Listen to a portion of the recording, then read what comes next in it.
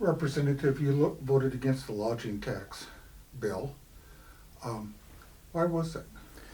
Well, first of all, I went back in history to 2016 to when it originally came up. Well, let me back up. I wasn't here in 2003 when it originally came up, I believe, from what I heard on the floor today, that this was first done in 2003. But in 2016, when I was here, we voted on the increase from 1.5% to 1.8% with a sunset that was July of 2020.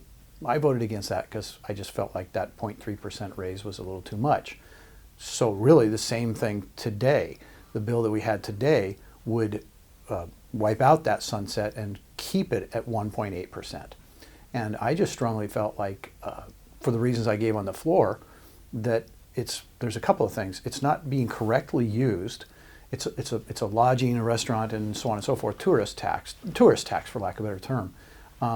And though that sounds kind of neat that we're taxing people who are coming here to visit, I'm not confident in the way it's being used. So I thought, let's go back to the 1.5% and carry on from there and see how that goes.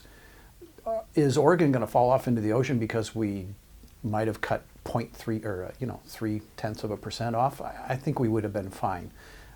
But I think there were points made today on the House floor about the CEO of Travel Oregon.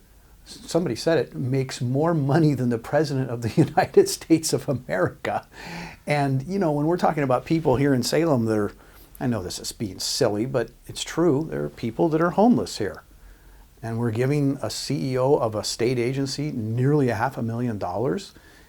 Oh yeah, and we also want to keep it at 1.8%. So I'd like to see a little better stewardship with the money.